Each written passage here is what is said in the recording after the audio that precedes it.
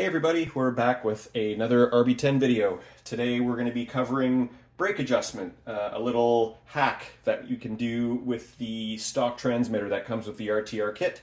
But before we get into that, a keen viewer from my last video messaged me and noticed that I've got a Traxxas TRX connector on my speed control, and that is true.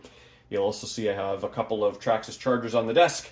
In that LiPo bag, a whole bunch of Traxxas batteries. I am invested into the system. I've got a couple of other Traxxas vehicles. You can see here, I've got my UDR, and I've also got the new Raptor R, which is my main race rig. Got a bunch of stuff done to it for the local track, GTR shocks, sway bars, speed control fans, motor fans, etc., wheels and tires. Leave a comment below if you want to dig a little bit deeper into the Raptor. I've also got a couple of Traxxas vehicles there. I got a Rally and a Pre-Runner. The Pre-Runner's got a bunch of stuff done to it too. Full brushless system, GTR shocks, aluminum drive shafts. If you want to have a closer look at that one, please comment.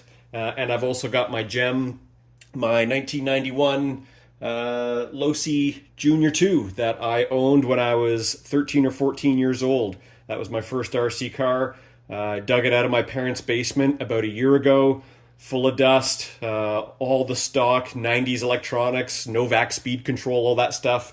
And I've kind of restored it, put some Traxxas electronics into it, and I'm just waiting on some new tires to run. So yeah, that's a bit of a preview on my collection.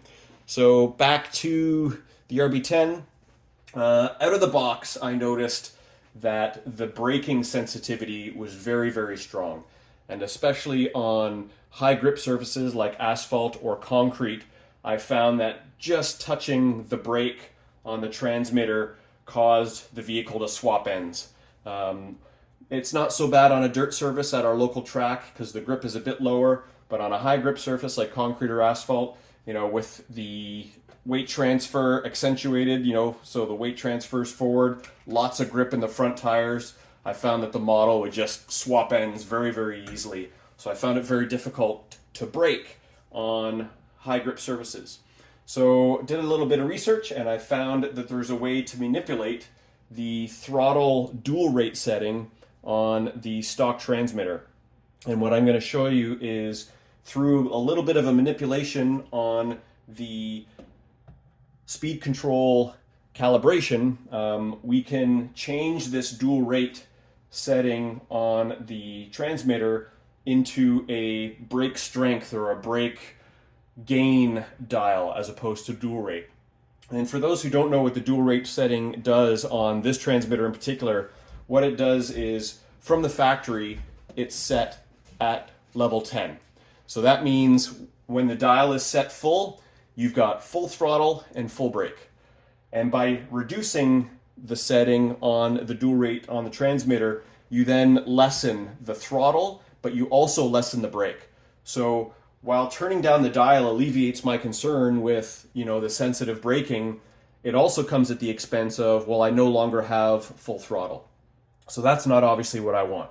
So there is a way through the speed control calibration that we can change this dial so that it only affects the braking and leaves the throttle alone. So we're going to get into that. So I'll be right back and we'll get right into it. What I will caveat is that this hack or this manipulation of the speed controller calibration, it does affect the throttle mapping. So the way I do it, in order to have full adjustability of the braking using the dual rate dial on the transmitter, it does come at the expense of how much throttle progression that you have by pulling the trigger. So the more I increase the brake gain on the knob after doing the new calibration, the more sensitive the trigger is. So I'll be hitting full throttle with only a little bit of trigger pull or less trigger pull. So that's kind of the disadvantage of this hack. So obviously if you want full control of this calibration, you get an aftermarket, like a Fly Sky transmitter where you have that full adjustability.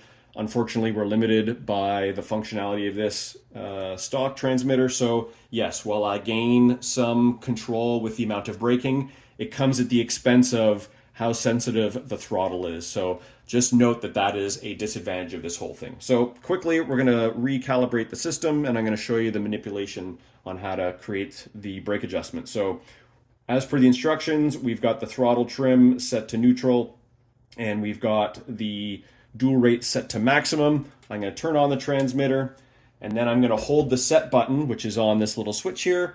I'm going to hold that down while I turn on the speed control. So I'll get 3 beeps. There we go. So the first step is everything is in neutral, press set once. There we go. The next step is setting the throttle. So here's where the trick comes in. So now you want to turn the dual rate all the way down to minimum. So dual rate knob is now at minimum. I'm going to pull the throttle full forward, press the set button. Should get 2 beeps. There we go. Release it. Now we're going to set the brake. Here's where you put the dual rate back all the way up to maximum. Then braking on the trigger, and then the set.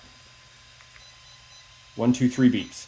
And then it automatically reverts back. So now we've calibrated it. So now, if I turn the dual rate back to minimum, you'll see that I still have full throttle by indication of the green light on the speed control. There we go. But you'll see that the braking action is a lot less. So that's a good thing. And then as I increase the dual rate on the transmitter, I'm essentially increasing the gain of the braking action. So I'm going to set it to say level 5. But what it comes at the expense of, as I said before, well, now my throttle's a lot more sensitive. So I'm only pulling the trigger like, halfway, and it's already reaching full throttle on the speed control. So I'm losing the ability to kind of feather the throttle through corners and turns. So that's kind of the balance that you have to manage there. So I'm going to pull the trigger.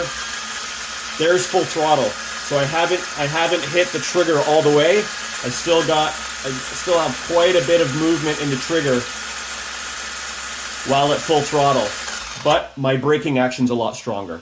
So there's that sacrifice there. So I've lost a little bit of throttle sensitivity in the trigger, but now I've got full adjustability of the braking. So I got to experiment with this. I have to go back to the track and kind of see what setting makes sense, because obviously I want to have as much feathering ability with the throttle as much as I can to control the rotation of the car through corners. I don't want it snap oversteering because the throttle's too sensitive, but at the same time I don't want it swapping ends by me hitting the brakes and the thing is swapping ends because the brakes are too strong. So a little bit of experimenting to do, but this is a shortcut, at least with the stock Reedy system and the stock associated transmitter that comes with the kit. Again, if you want full race adjustability, sure, you got to get to a FlySky or something else, or a Traxxas with the Link app where you have all that adjustability. So anyway, I hope you guys learned something. If you think this is a useful modification, please leave a comment or press like, and thanks for watching.